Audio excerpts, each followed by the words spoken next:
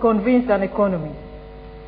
That's why, for me, I had to go for an MBA, and I had to go economics and business management, so that I can bring water resources views from economic and accounting terms, so that it can be appreciated.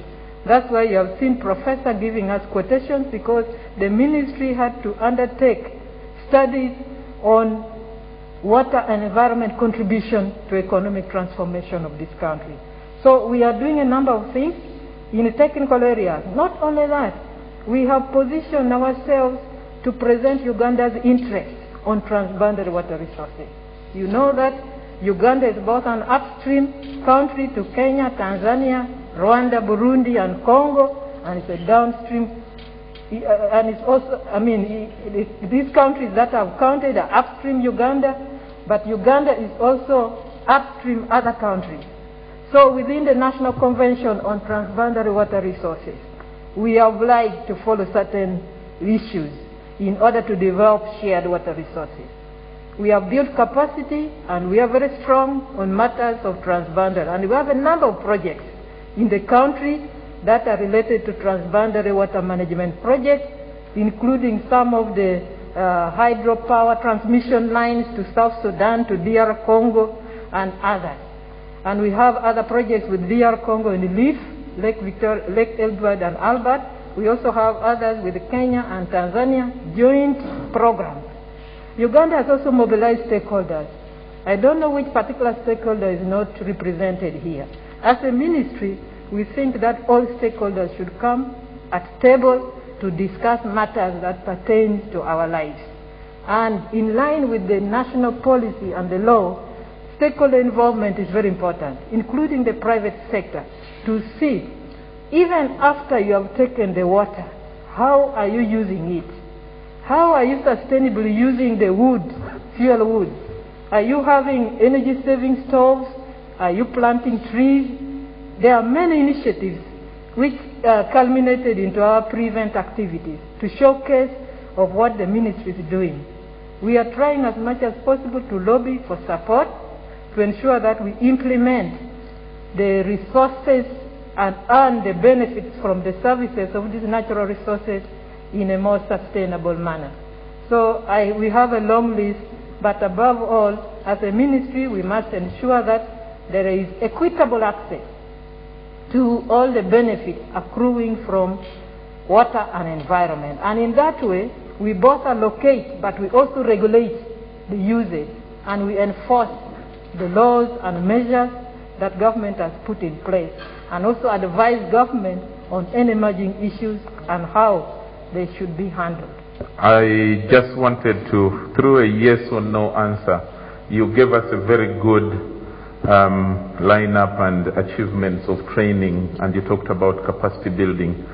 Directly under you, do you have some young ladies and gentlemen who are also following in your path and learning as much as you are doing for also sustainable capacity to be left within the ministry and government?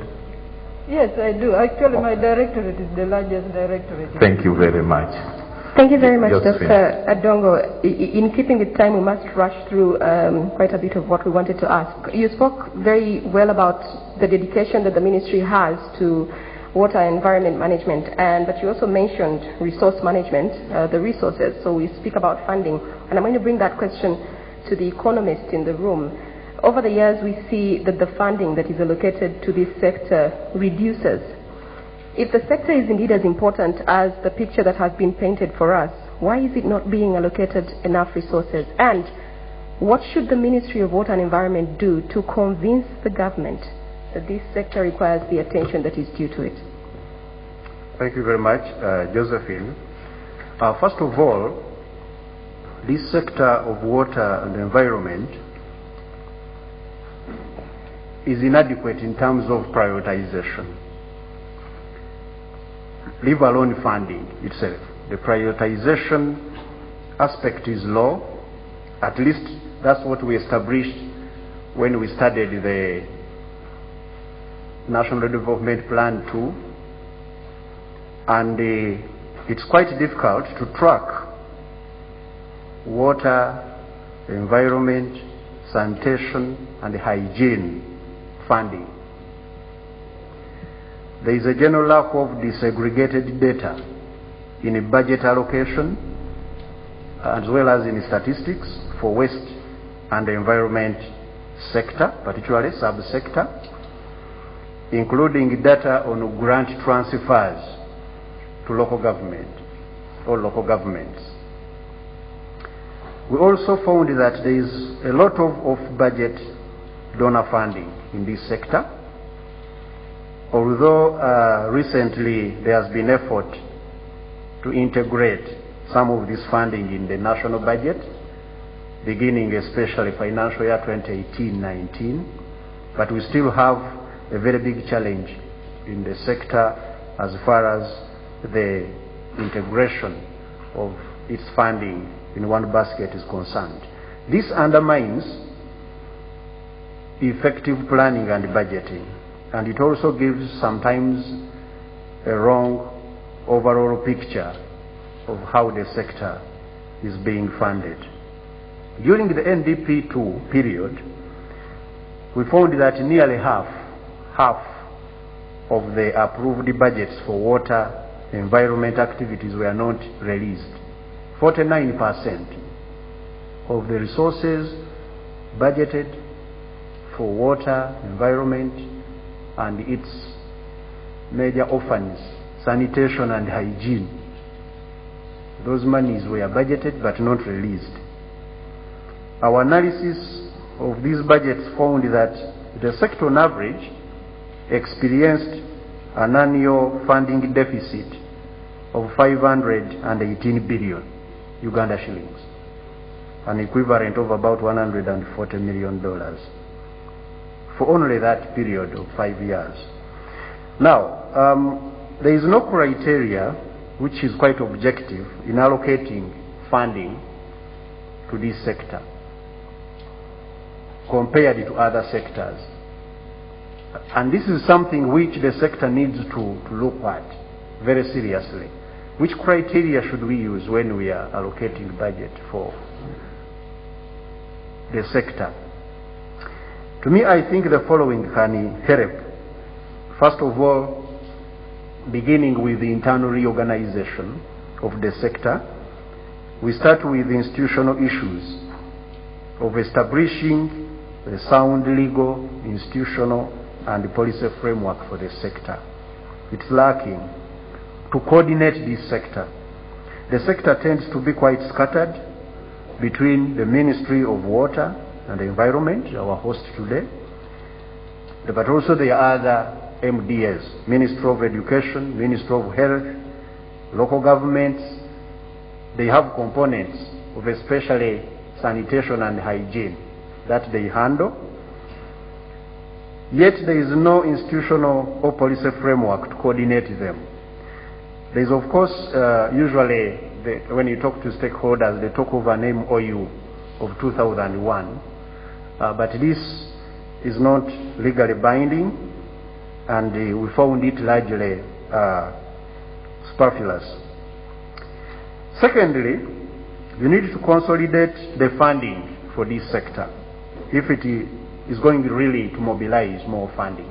There's need to consolidate it such that we focus on a comprehensive way. We have a comprehensive approach to the water sanitation, hygiene, as well as environmental management. There is also need to create a separate budget line for the wash sector, especially that wash component, to address the issue of low prioritization of the especially sanitation and hygiene, which has led to very low funding for those aspects. We also need to disaggregate the MDA programs to separate the budgets for WASH and other MDA activities. We found a lot of, for example, in programs and sub-programs, we tend to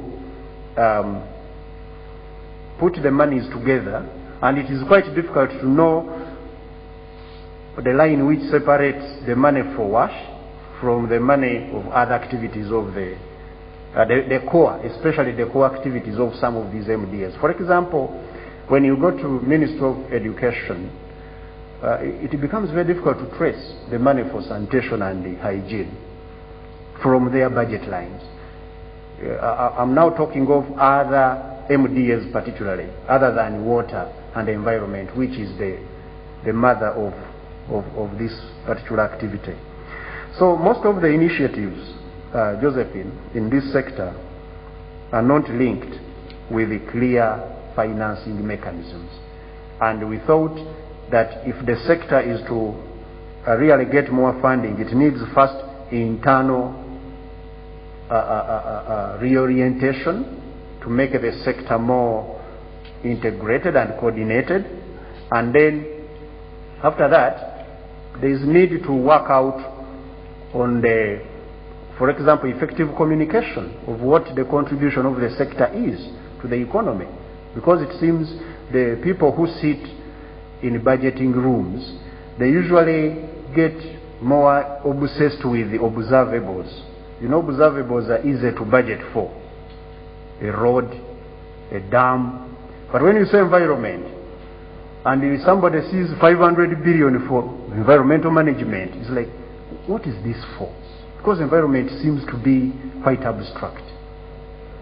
I will stop there. Thank you very much. And I think that's the reason why we have these kinds of gatherings. If only they get to watch them and understand why exactly water and environment are important.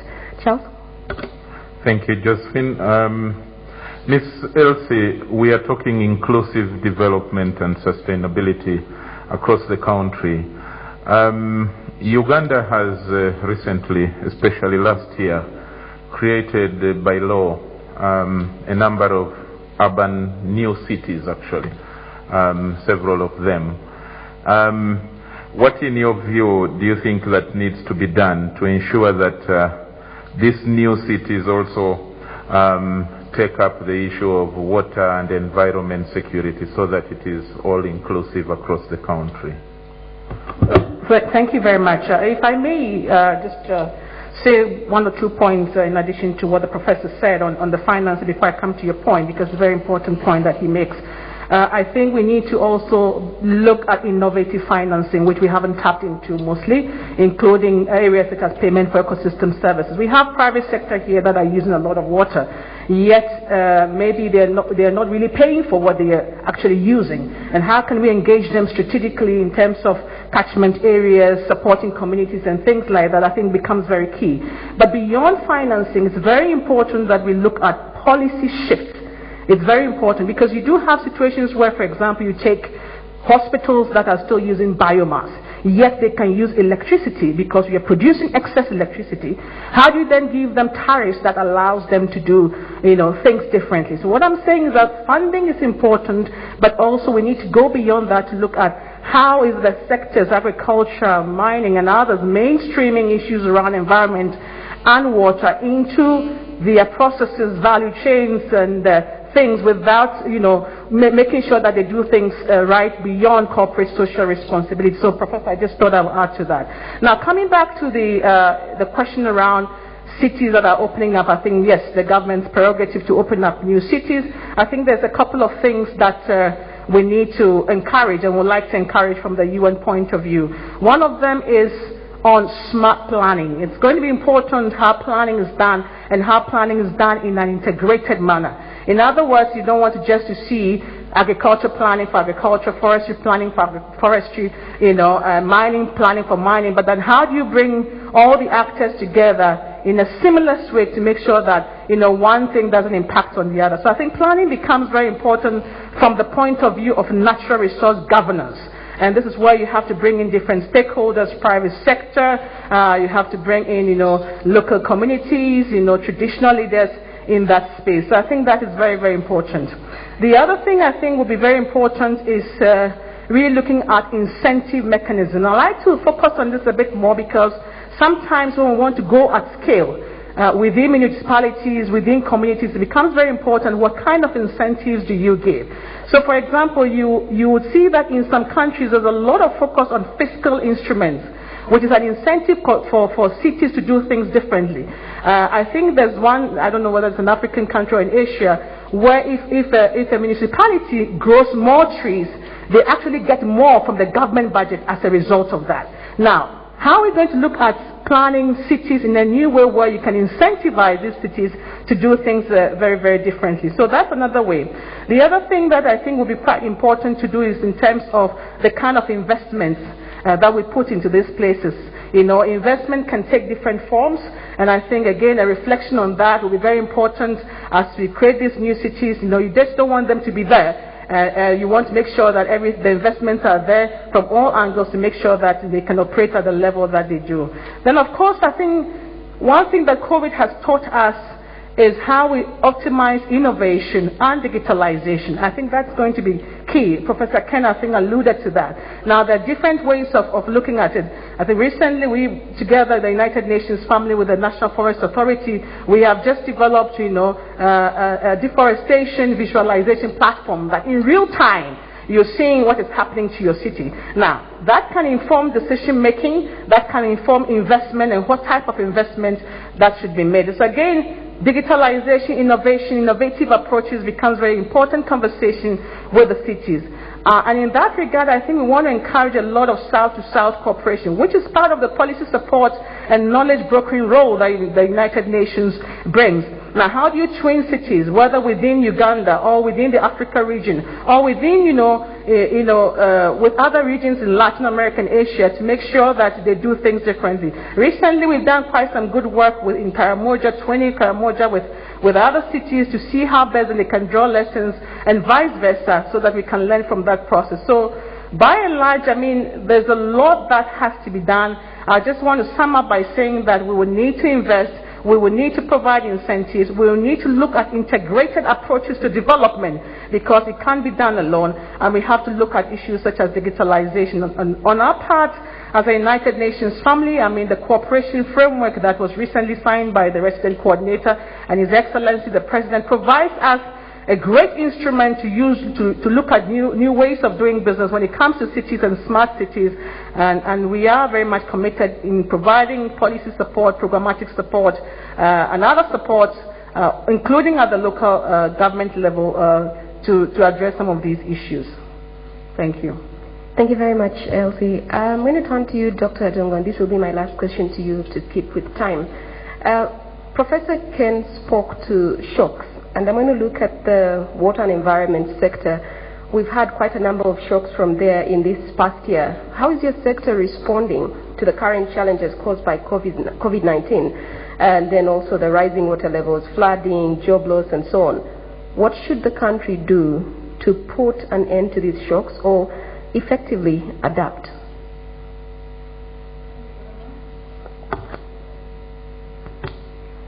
Thank you very much, moderator. Yes, in the past few years, the country has been experiencing rising water level, which has resulted into floods in many parts of the country. The background to this rising water level is linked to environmental degradation, which is also linked to population increase and increasing demand for natural resources. Now, the Minister of Water and Environment, as the custodian of these resources, has had to undertake a number of activities, some of which we have already been taking, because part of the management of water resources and its development requires you also to manage the risk that is involved within the resources. So one of the things we have had to do, and we have been doing over time, is to ensure that we have a robust monitoring, forecasting, and early warning systems. That's why it was possible for Uganda National Meteorological Authority to give alerts and warning about the unpredictable and unusual weather events. Unfortunately, it has been going on for the last 1 or so years. We are not having proper dry spell. So as a ministry, we have to make sure that we inform and communicate, alert and warn. But we are also leading a national task team which is in charge of management of these floods, which brings in various institutions. And we come out with a national strategic plan for management of these floods. In terms of jobs, you may wish to know that the international community assessed the importance of water resources specifically and found out that 3/4 of the jobs in the world are directly or indirectly dependent on water and environment resources. And therefore, it might not be easy for you to say this job was created by Ministry of Water and Environment. You need to look at the benefits accruing from water resources, from the environment, and how they are being used to provide services to different sectors and the community in the country. In my earlier remarks, I also told you that the water and environment has come out, standing out as a key preventive contributor to COVID-19. So these are very key important areas. While some jobs could have been lost, those that have been given support, access to water and environment resources have continued. Actually, that is why you also saw that some of the jobs that were resilient were linked to water and environment. So I think that is our contribution. In terms of the rising water level, it is still continuing. It has not stopped. And we are expecting the long rainy season to have another important, another perhaps not very impressive event. But what the Ministry of Water and Environment has done is to demarcate all the high-risk areas, and have asked those who are living in those high-risk zones or who have been vested to stay or move to higher grounds where there is safety. We have continued to provide safe water and the sanitation, improve the sanitation and provide essential facilities that can enable us to fight COVID and other water-related diseases or environment-related diseases. The ministry is also undertaking enforcement and restoration. That's why this morning there was a launch for tree planting, because the key issue is that the natural infrastructure that used to retain, keep water, maintain the cycle has been destroyed. This morning, you heard from the chief guest that 50% of the forest cover, which used to retain water and keep water and protect the environment from erosion, have been degraded. And now we are having a big challenge.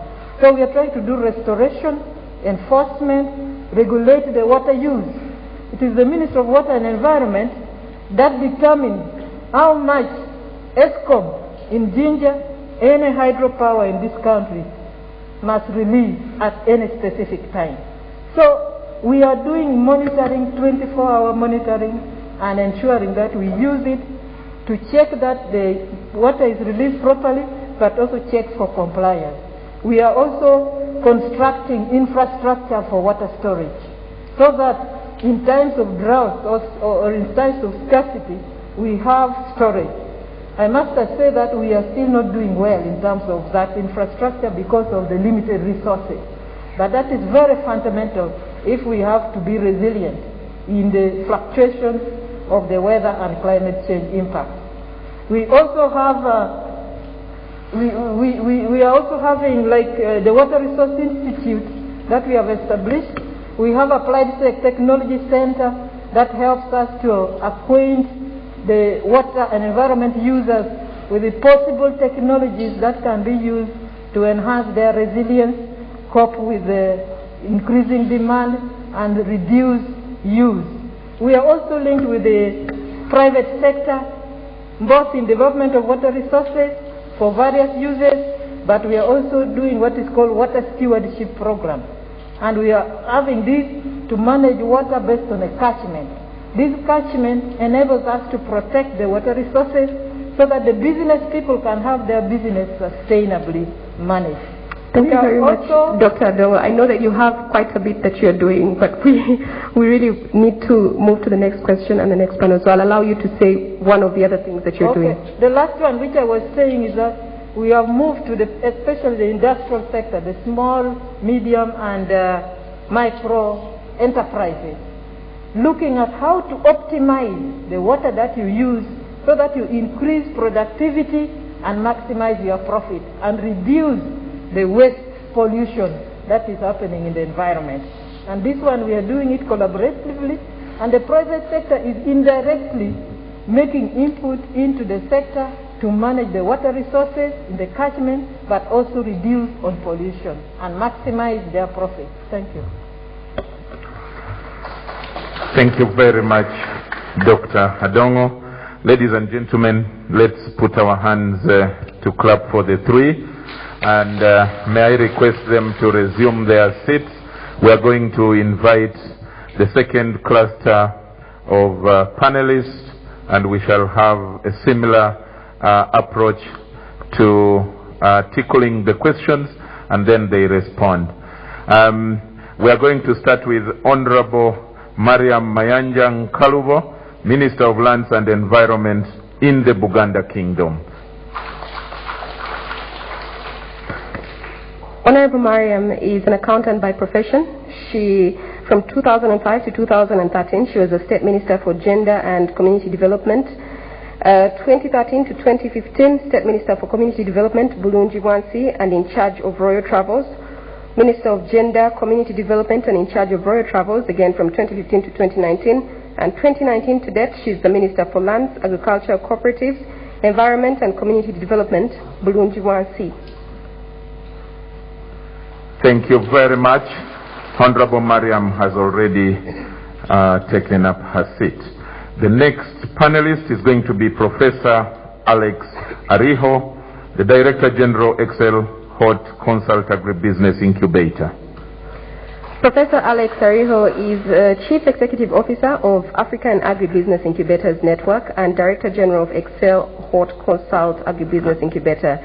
It has headquarters in Ghana, operates in 55 African Union member countries. Alex is an active visiting professor in several universities globally, including American Heritage University of Southern California in USA, Cape Coast University in Ghana, Sokoine University of Agriculture, Kabale University, and Uganda University in Uganda, among others. Thank you very much. Professor has already taken up his seat as well. Finally, but not of the least importance, we have Ms. Bleak Carol Gloria, National Coordinator, Youth Go Green. Ms. Bleak Carol Gloria is an active member of Youth Go Green Uganda. She represented the Ugandan youth at A Greener Africa Youth and Climate Change Dialogue that was held in the margins of the 2019 African Union Summit in the Republic of Niger. Carol obtained a Bachelor of Science in Environment and Natural Resources Management, a qualification that enhanced her knowledge of environment management. Ladies and gentlemen, let's clap for the ladies and gentlemen on the podium, and we are going to take 30 minutes just like we did with the first panel, and we shall ask them questions to which we shall expect you to answer very concisely so that we can have as more questions put to you as possible. Let me start with the youngest on the panel. And the most common complaint of the young people, this country, over 70%, close to 80%, youth-based, but then there is this big animal called unemployment. What role do you think water and environment resources can play in addressing the problem of unemployment?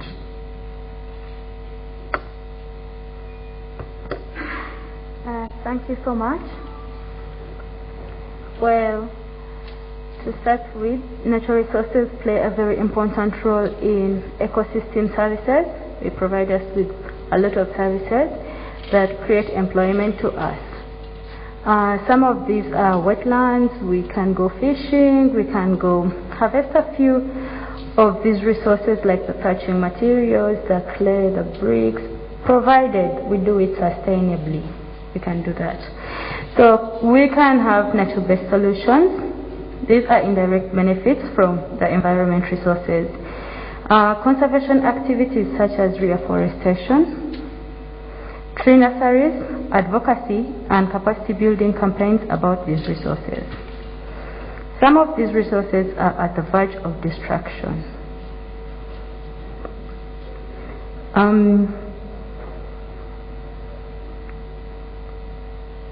Swamp reclamation for infrastructure development. If they take on the role to restore the damages through advocacy on SDG 13 and SDG interconnection, with environment being the foundation. So the youth can engage in different activities to restore the damaged environment. And among these, we can plant trees, we can restore the damaged forests. Then we as Youth Go Green can engage in different activities since we are a youth-led organized group. We've so far carried out a few activities, and I will mention a few that we intend to do. We have waste recycling for charcoal briquettes. Charcoal briquette production. This is an alternative to forest. So other than increasing pressure on the already decreasing number of trees or forest count, we can resort to briquette making as youth, and we can sell them. It's a booming industry as per now. Then we have plastic recycling. They've already mentioned that plastics are quite a big challenge in our environment. So once we engage in recycling these or collecting them or making bricks out of them, making pavers out of them, these are all ventures that we can carry on as youth. The establishment of regional tree nursery beds to raise 10 million tree seedlings. So these are greening skills and training and entrepreneurship that the youth can engage in to see that we restore the environment. So this is on the other part of restoring the environment that we can engage in. However, we can also tap into the opportunities that the environment or the resources in the environment give back to us. Because Uganda largely depends on the environment stock of resources for development. So we can participate in agriculture. Like I have my own forest. I looked at my transcript and thought to myself, okay, of all these cost units, about 35, which one can I concentrate in and make a living out of it? And given the fact that I had land as a resource, well, I went back to the village and planted a forest. That's one thing the youth out there can do to make a living out of it. Then the new technologies such as irrigation. We've mentioned agriculture of late is facing a challenge because the environment is being challenged. The climate is changing day and night. When we receive rainfall, we have it in a terrible amount than we need it. When we don't have it, we literally have prolonged droughts. So if the youth can venture into these, like new technologies, we can practice irrigation. If Egypt, that taps from the source of the Nile, back there at their home, they can tap and do agriculture throughout the year, why not the youth to venture into these technologies, spread them all over, and then we can have agriculture being practiced all year round. We have beekeeping. Okay. Let me just read them through. We have beekeeping, we have apiculture, we have value addition, we have innovation around green energy, like eco-stoves, green jobs, and biotechnology and genetic engineering. We have making pavers from plastics, forestry, partnerships, and partnerships with these organizations, and volunteering, like I can volunteer with Youth Go Green, and this exposes me. It gives me the opportunity to meet probably potential employers. I am learning new things, I am learning new skills. Otherwise, how are we going to increase on our knowledge base and be competent out there when we do not know or expose ourselves to know? Thank you. Thank you very much, Faro. I'm going to pose my question to Professor Alex. We've just heard from a youth, and I'm curious to know what lessons Uganda can learn from other countries related to establishing job incubation hubs around natural resources as key pillars for economic transformation and development. Thanks so much, Josephine, and the participants. First of all is to start by appreciating the Ministry for the invitation and this opportunity to share today. I will straight away respond to your question, but I will start with where Carol ended from. And I will start by recognizing one of my mentors in-house here that I met this afternoon. And one of the things that I appreciate when I met him 15 years back was the kind of opportunity to allow the youth to interface with us or interface with them when we were advancing big concepts of landscape management, talking about agroforestry, and it was very hard for us to appreciate. But he made, or they made as an institution, an opportunity for the youth to interface with these seniors experts. And I want to recognize David Dury, in-house from UWEWK. So as a starting point, one of the big lessons you did mention, I sit in Ghana, I work with about 55 African countries, but member states of the African Union, as a technical arm of African Union. But the important part now that we are actually doing is profiling the mentors and the experts that can interface with the young population. When we talk about conservation, when we talk about natural resources, the best way to ensure sustainable economic transformation is to make sure that the young people are at the driving seat. So that's one point, number one, that I would like us to take forward. Two, Professor Kane did mention about the demands of post-industrial revolution. We are talking about technologies, we are talking about innovations, but it is important for us to see what other countries are doing to match and move at the speed. And one of the things is what we call skill and talent development. We must come up with new skill sets that will allow the new actors in space to participate. You may talk about technology, but at the end of the day, how prepared are we? So it is important that we match what is it that is happening outside. Another aspect that is important, and which already I'm happy that we are discussing with the ministry and we are in advanced stages, is coming up with what you call water and environmental resources business incubation. It is important to think about investing in the sector, but investing in enterprises that are not going to survive, that are not sustainable, is a wastage of resources. So E plus R is equal to O. The events that are happening today, the responses that we are going to take today in this discussion is as equal to the output that we are going to get tomorrow. So sustainability is based on that. It is E plus R is equal to O. So as a lesson, let's not talk about increased investment if the results are going to change. And we are the ones to make the results change because we need to respond differently. And if I take one example, since you talked about lessons outside and within, a country like Ghana now, 5 years back, they started a program what they call One District, One Factory. Supported by World Bank, they designed a program that is taking into consideration water and environmental management, but they had to take stock what kind of jobs, employment, and wealth you're going to create along the entire program. Now, there are factories based at the district level. And now, 2 years back, after the lessons of 3 years, they upgraded the program and started now one incubator, one factory. Each factory is supposed to create a system of incubating the startups and the SMEs that are emerging. And that is very fundamental. If we are talking about how do you create sustainability, sustainability does not come in air. We must invest, we must plan systematically, underline the skill set with the emerging opportunities, and when you talk about resources, what are we talking about? So it is important that we match that, and I think these are some of the lessons that we can pick from the rest of the world. Thank you, Professor. Coming to Honorable Mariam Mayanja from the great Buganda Kingdom. I want to relate the question coming to you from the presentation of Professor Ken.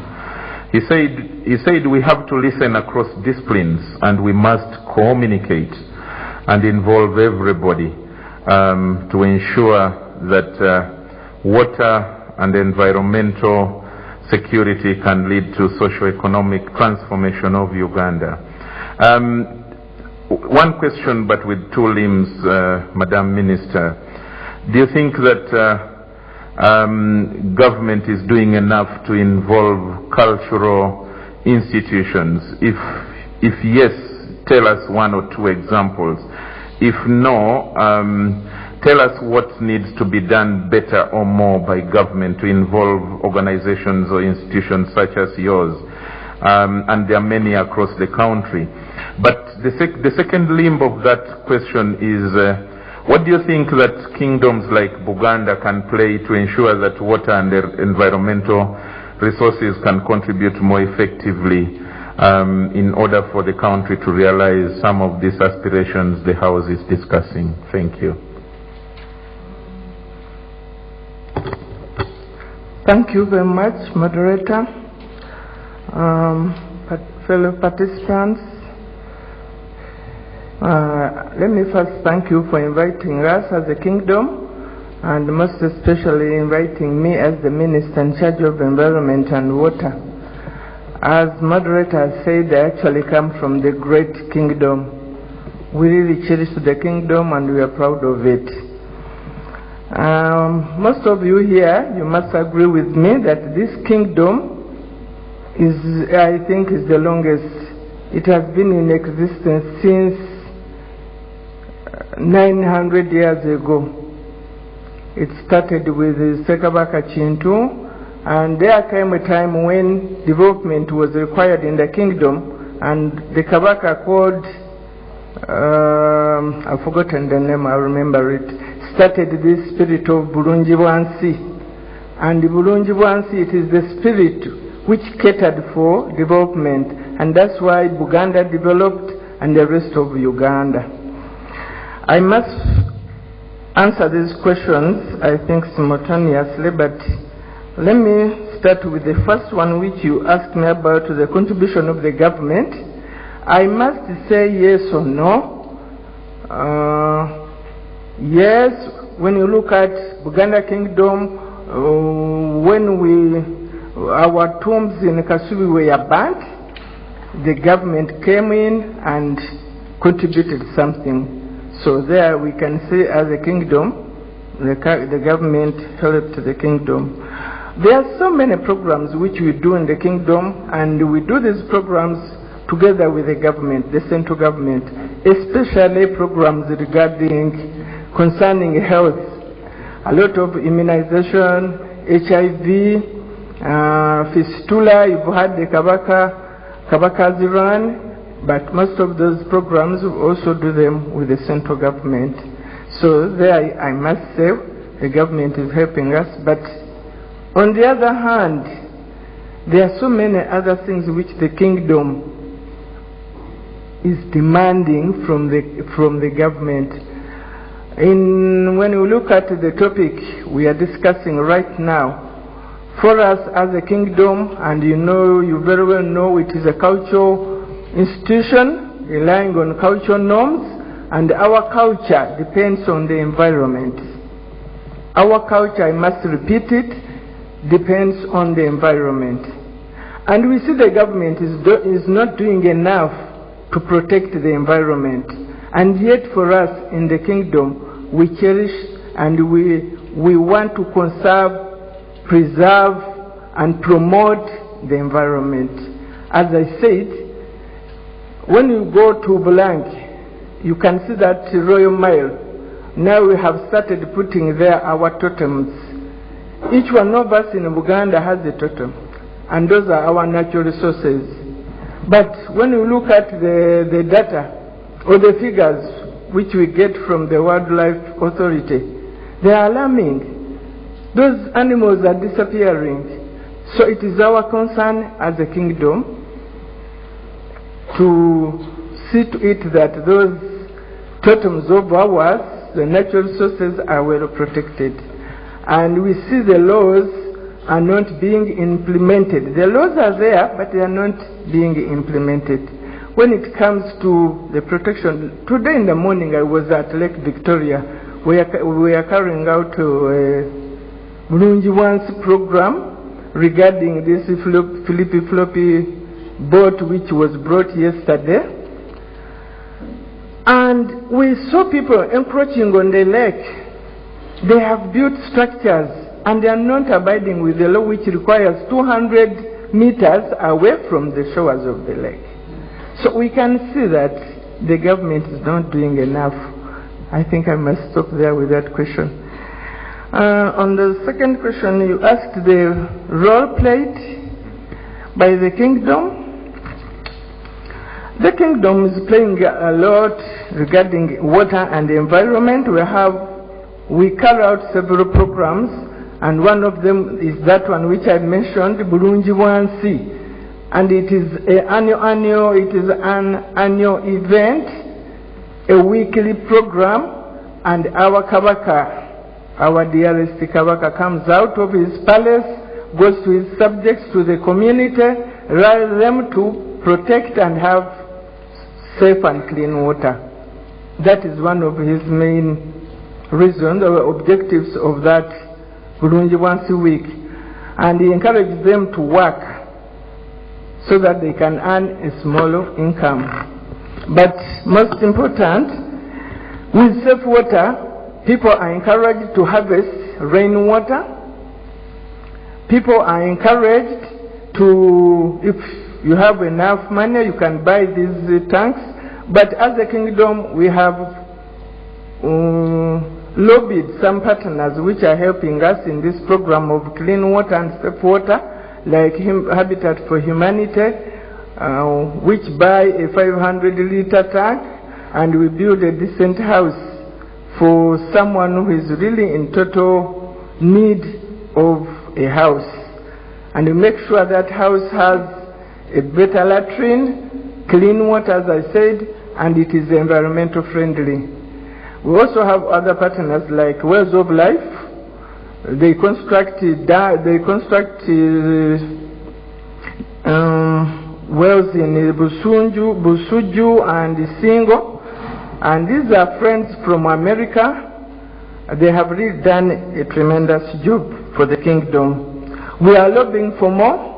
We are lobbying from the ministry. We have the structures. We have the people who are in need, and we have committed leaders in the kingdom. Honorable, I'll just allow you one more remark. I'll just allow you one more remark, and then we'll move on to the next question. You had finished? One more answer from you. Oh. So that we can go to the next set of questions. I was going to elaborate on the kingdom structure, and that's the strongest, one of our strongest weapon we use, because we have our king, we have the Katikiro, we have the Nabagereka, we have ministers like me, we have the county chiefs, the Saza chiefs, we have the Gombala chiefs, we have Miruka, we have the Batongoli, up to the grassroots. So for us in the kingdom, it's not very difficult to mobilize. So we have that skill also of mobilizing the community through our Kabaka, and once the Kabaka says something, it is an order.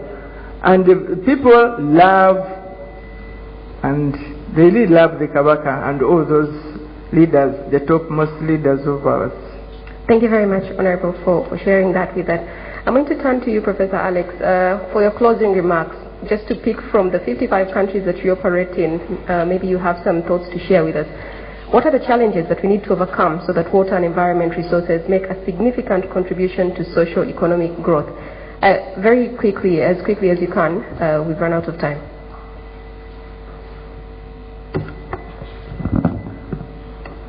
Thank you so much. I think right away from the previous panel, the discussion, and when you read even the expectations of the viewers, the participants, I think the biggest challenge is that there are a lot of opportunities, a lot of potential enterprises around the water and environment.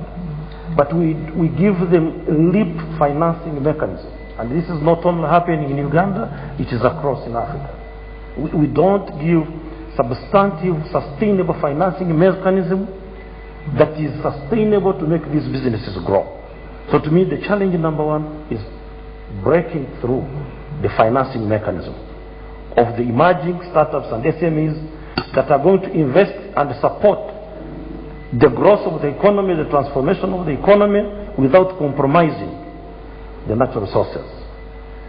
The challenge number two is uncoordinated policies, regulations, and frameworks across the region. You may be talking about industrialization now, but how are we making sure that the Minister of Trade that is engaging the businesses, that is engaging the private sector, the policies are harmonized to make sure that the private sector, while they are developing their businesses, they are taking into consideration water and environmental resources. So harmonization is important. We are now talking about the East African community. How is the East Africa community industrialization strategy harmonized to take advantage of the emerging opportunities? For example, we need to ask ourselves, if we talk about today, we are talking about free trade area. How are our SMEs and startups within water and environmental resources prepared to take advantage of the free trade area? You may give people passports to move, but they keep the passports home because they are going nowhere. There are two things you can trade. You trade the product or your brain. Two things. So there is no shortcut. We need to know that satisfaction comes from a word with the last six letters actually is action. So if we expect to be satisfied, we need to act, and that's action. The last one is about the incentivization policy. How are we incentivizing the private sector, the people that are investing? Even in this room, where are the banks? People who are banking the money that are coming from the ecosystem of water and environmental resources, the majority may not be here.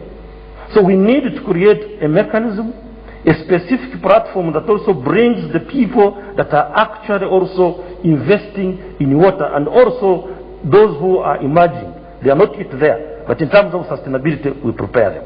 And lastly, when you put all these things together, I think as a country, we need to move step 4. There's something being done very good with the ministry to do with water for production, to do with water for sanitation, to do with water for development. But I think it's high time for the country to move a step of water for business development. Thank you, Professor. Finally, Caro, in 30 seconds, I just want you to give some thoughts from the youth desk. In your view, what policy measures do you think need to be put in place to harness the contribution of the youth in sustainable development and management of water and environment resources? In 30 seconds. Thank you. Like we all know, the youth own the future, or they have a higher stake in the future.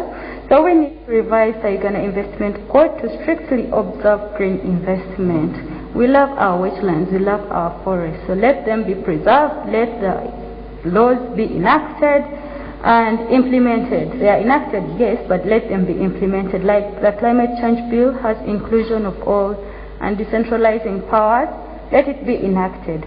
Then we have sustainable use of environment resources and the SDGs and other policies. They also need to be observed. Then strictly implementing the polluter pays principle. This is a principle we have. It's a policy, but then you find out that many industries pollute and nothing is done to them. Then the precautionary principle should also be observed when they are assigning the EIS. Well, they have very good information about the measures that they're going to do afterwards.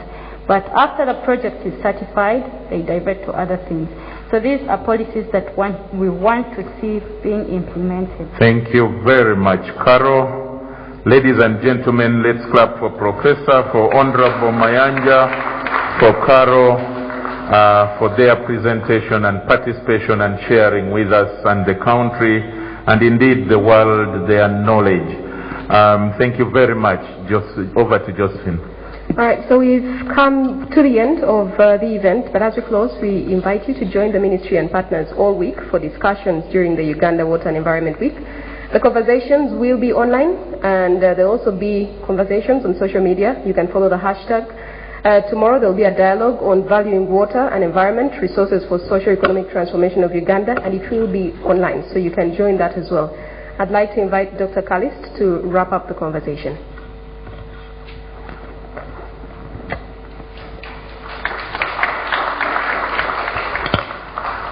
Ladies and gentlemen, join me to first of all thank the keynote speaker and the panelists. Let's give them a big clap. Join me also to thank our wonderful moderators, Josephine and Charles. They will be with us on Friday. Let's give them a clap. They have done a fantastic job. Thank you very much. So on Friday, we'll be closing this session, the Water and Environment Week. But we still have a lot to cover during the week. As has been mentioned, we have dialogues for 4 days. Tomorrow we shall be having a dialogue on valuing water and environment resources from 10 to 1 p.m. in the morning by Zoom. On Tuesday we shall be having water and environment in a creative economy from 10 to 1. On Wednesday we shall be looking at managing water and environment shocks at the same time. And then on Thursday we shall be dealing with water and environment security for smart urban growth. So a whole package, but we also have quite a number of events. We have parallel sessions, 5 parallel sessions every day in the afternoon from 2 to 5. We have Zoom links that are being shared, but please join in any of these events, side events, trainings, field visits, technical sessions. We have a very, very big menu, and we want to invite you to join us. But I want to thank you for sparing your time to come and be with us at this opening session. We want to wish you well during this week, and we thank God that has made this happen. Thank you very much. Before we leave, we have some refreshments out there to celebrate the opening of the 4th Uganda Water and Environment Week. We see you again in the course of the week. Thank you very much.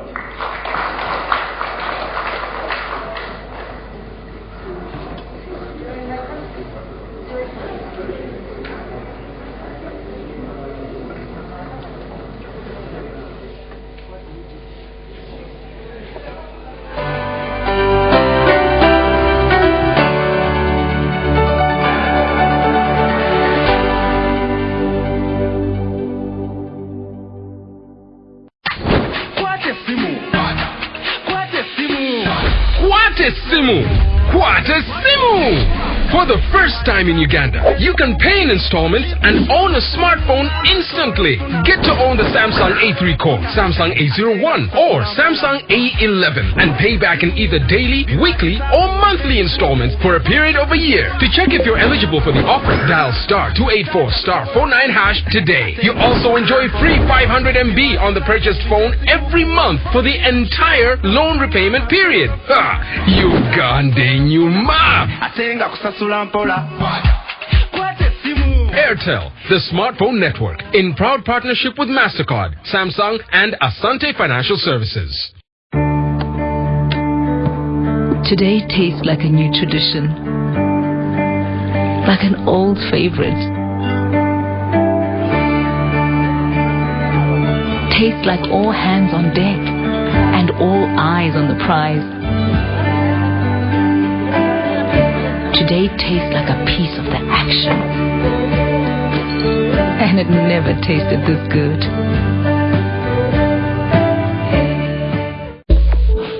Yes! Enjoy great value from Airtel with the all-new My Pakalast combo offers. We have customized especially for you the best deals on minutes, data, and SMS with our 3-in-1 My Pakalast combo to give you the best value as you stay in touch with friends and family.